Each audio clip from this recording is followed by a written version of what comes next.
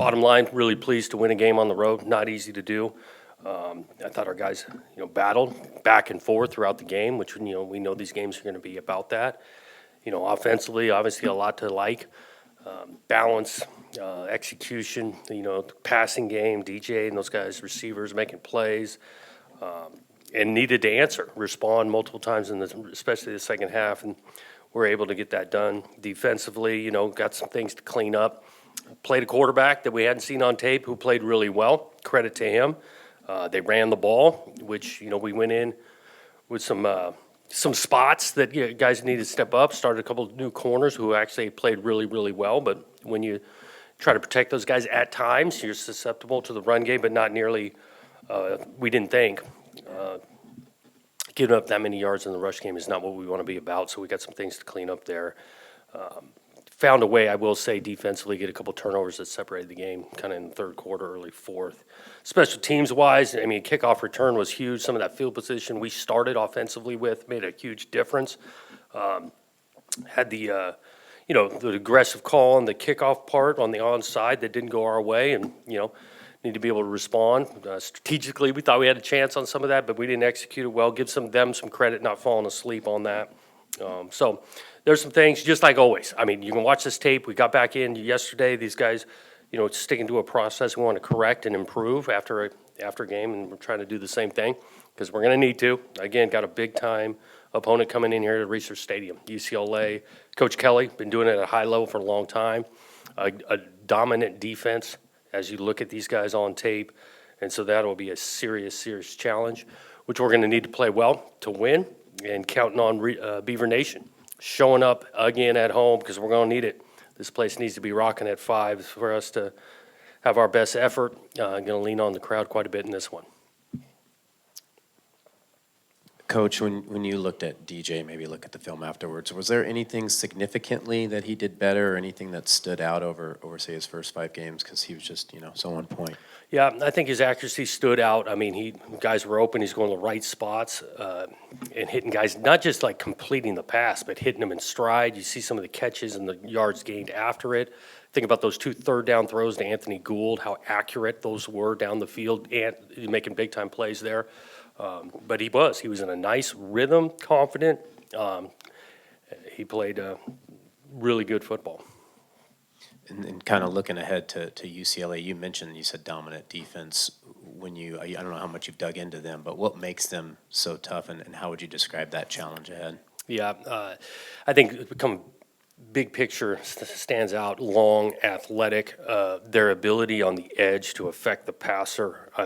As good a pass rushers as we've seen. New scheme this year in regards to their defensive coordinator, and so that's a new on people. But they play sound. They can run. They're big up front. You look at their interior D line, got some size and strength to them. Length in the secondary. It's impressive to watch.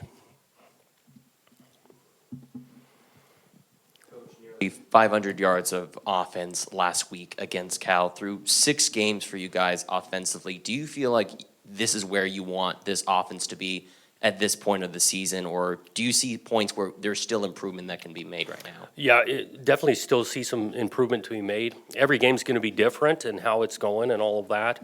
Off of last week, they had the balance effective in the passing game. We want to be able to do that. I still think we ran the ball solid, and we're going to need to sustain.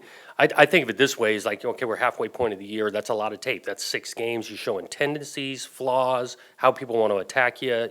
We got to stay on the learning curve of that along with your opponent so we can keep this balance going. What are you liking most about this offense right now, though? I think we make it physical. I think the run game protection, like that a lot. I like, you watch Fenwick and Damian, the way they're carrying the ball. I think we've shown now with Silas had some multiple good games. Ant has the huge game last week. We've got some threats on the outside. I like the decision-making command that DJ plays with. And, again, when we're accurate and explosive, we're tough to defend. Speaking of DJ, obviously 5 touchdowns against Cal, the first time since Jake Luton had done that in 2019. What similarities do you see from DJ's game and Jake's game where he's kind of helped elevate the passing game for you guys and give you guys more explosiveness in the offensive game? Again, I think he throws 5 touchdowns. We got some tight touchdown throws. We didn't get down there, big sets, right, play action pass, and he's got Velling open, and so that helps your touchdown ratio. Again, I go back to those third down throws that got executed to continue drives, which is great plays by the quarterback and receiver. Again, I go to the fourth down thing, him finishing on the fourth down on a run that was a huge play, really twice converting on fourth down. I know that last week, obviously, probably the one negative side effect was obviously what Cal was able to do in the rushing game, and you touched on that. After the game, Isaac said that he felt that the defense just made too many mistakes that kind of allowed them to have the amount of rushing yards that they did. After watching the film and the tape, do you feel like that was the case, that it was just the mistakes that led to that, or give credit to Cal's offense and what they were able to do to kind of confuse the defense? Yep, a few things. Mistakes led to explosive runs, no question. We're not in the B gap we should be. It turns into explosive. I think that was compounded by they were tough to tackle. We didn't tackle well enough. And then for sure, credit to Cal. I mean, Ott's a good player, but 22 is as good as anything. He is tough to bring down. So combined, all of that led to too many rushing yards. This is good, yeah. When you look at Isaac and his move to fullback, can you lead us through that process, how that came to be, and just what do you like about what he brings there? Yeah, we used fullback last year with Coletto, and we just didn't want to just stop having that package, and so put some thought into kind of who could do it. We actually dabbled with Hodge a little bit, like on goal line in previous years, and so wanted to continue the package, dabbled with it a little in the spring and then fall camp, thinking, short yardage, he could at least do that, and it's kind of grown to being able to get in the game. And I think he's effective, obviously physical, but you got to have some niftiness, athleticism doing that position, and he showed he's been able to do it, and we want to keep it rolling. Obviously, he has the genes for the position. Well, catching it, yeah. When you approached him, was he like, let's do this? Like, what was that conversation Yeah, like? totally about it. All these guys on defense want to have a touch of offense, and so, yeah, he was all about it. Dad played similar position, and so he's run with it. A couple injury updates, perhaps, with Robinson, Cooper, and I don't know, DJ's hand or anything else. Right. Both Robinson and Cooper, we'll see. We're hopeful they can get close by the end of the week. Coop actually was close in pregame, and that was the thinking. Like, did he feel good enough? He just didn't. And so we're hoping for progression on those two guys. DJ's fine. Haven't heard anything there. So nothing major coming out of that game. Decide to use an offensive lineman or a defensive lineman for plays like that, do you put all of them through this tryout to see who has the best hands? Oh, well, not all of them, no. We don't. A guy or two, again, with Hodge having the experience of playing more and more fullback, we've had that play in for a couple of weeks. It just, finally got called. On UCLA's offense as you prepare, how much has Chip Kelly's offense changed in the last 15 years? Well, he's always evolving, but it still comes back. They're going to run the ball, and he's done a great job with that. Watching him on tape week in and week out, he's got new wrinkles, new concepts. The pace doesn't change. I mean, these guys have played with pace for years. He might have been the innovator of going fast, and so that hasn't changed. They got that a part of the package. It's tough. He's going to game plan you. He's going to throw you some new wrinkles formationally, what the action in the backfield is, unbalanced. It's tough to defend. Coach, the touchdown that Aiden threw, in terms of the protection, his patience, all of that, how did you evaluate that play? Yeah, really good job. He's got an option of, depending on coverage, to work one side or the other. Confirm things post-snap that he needed to be into the boundary and working that against the coverage. I did think he showed a little poise because it took Silas a minute. We're kind of switch releasing Silas and Jermaine on the route, and threw an accurate ball in the corner of the end zone right as he's coming out of his break. Coach, I want to go back to Isaac really quick. After the game, he described his hands as perfect hands, 2 for 2. Yeah. Do you believe in that sentiment? Do you think he might have the best hands potentially on this team? Yeah, we're not ready to put him in on hands team at the end of the game. He's got good hands. He takes some pride in it. He works at it because it's not always going to be a perfect throw. Those things can be delicate, especially on the type of routes we're going to ask him to run. So we're pleased, but I'm not ready to call him the best hands on the team. I want to go back to this UCLA matchup. Dante Moore obviously has been pretty prolific for UCLA, but still a little bit raw. Obviously, he's still finding his game. How do you plan to try and take advantage of a quarterback that's still trying to gain and learn this experience on the field to where, again, it gives you guys the best chance to maybe throw him out of his comfort zone since he's still learning right now what this college speed is like? Outside of just this weekend, you're always trying to make the quarterback uncomfortable, move him out of the pocket or keep him in it, get him off his timing. I think, the experience he's had, he's put it on tape. He's got good arm talent. They've got him in good situations with the run game. They got some players on the outside. And so, we're always trying to make it difficult on every quarterback we play, and that'll be no different this Saturday. When you look at your defense and just how it's performed on the road so far, kind of, Wazoo and obviously the other day a little less than desired. Like, do you look at that as a larger issue, or do you just kind of tackle it bit by bit and kind of evaluate it there? It's week to week. We have not, back-to-back road games played below the standard defensively. Those guys are aware of it. They understand that, we've got a next opportunity in front of us. Each of these games, it's going to be a little bit different. The style you're playing, some of these things are bang plays. But yeah, we want to play better than we did last week defensively, and I know these guys will be excited about this new challenge. It seems to me that just parity in general in college football is pretty big right now. I guess, could you speak to that? And then also, like, how would you evaluate the role that the portal and NIL has played in that? It kind of opens things up a bit, Yeah.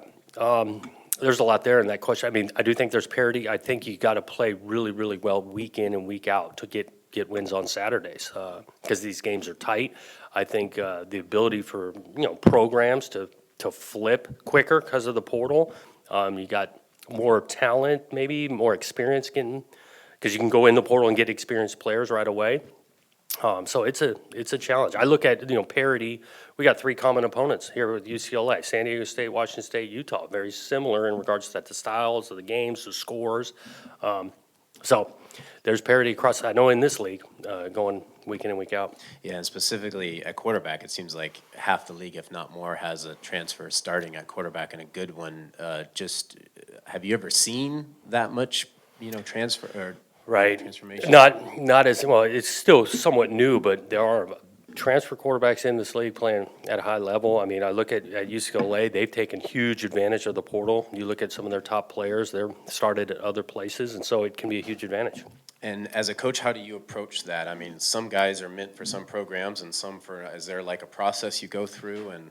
Well, it starts on your own roster of what kind of need based, but then you're looking for guys that fit your program, maybe a new opportunity.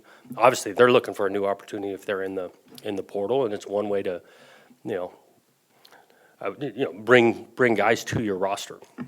Coach, when Chip Kelly burst onto the scene 15 years ago with the Ducks, and they were running the wizardry of the read option, and it was a lot of carries by the quarterbacks. You don't see it as much anymore. And it is successful when it's used because no one's ready for it. Did the defenses catch up to that kind of offense? Is that why it's gone, or was it too many quarterbacks were getting hurt?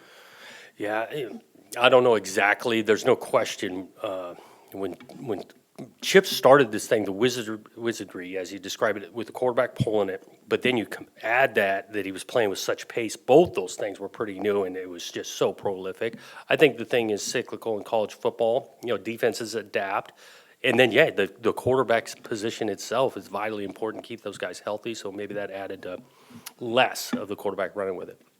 Coach, you mentioned the defensive schematic change for UCLA. They hired a guy who'd been in the NFL, and DeAnton Lynn. Are there concepts at that level? You see some NFL kinds of things that have made UCLA maybe take a jump here this year? I'm sure there's some NFL concepts that he's running. I'm just not the expert on the NFL schematically to be able to say 100%. He's got those guys playing at a high level, sound, make it difficult on the offense. We've got, 5 games of tape now on them, and that's what we're really studying. Your own guys starting, Noble and Jermod. Yeah.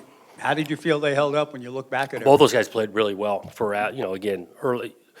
Noble had played some, and Jamad too at the same time, but Jamad getting his more or less first full start playing time. They got a good receiver over there, number 3, Hunter, I thought he went toe-to-toe with. So we were pleased with those two guys after watching the tape. And on offense, at one point, you had kind of a makeshift group with Jake out, and you got Bolton playing and Stark. By the way, how's Taliesin? Do you expect him to be able to go? And then how did you feel the O-line with different guys being shuttled in perform? Yeah, I thought that was huge for, especially Grant to get out there and play a bunch at right tackle. Bolton, like you said, got in the mix with 11 good for a short amount of time, and we need that next man up. Tolly, we don't see that as a long-term thing at all, so we're hopeful for this weekend.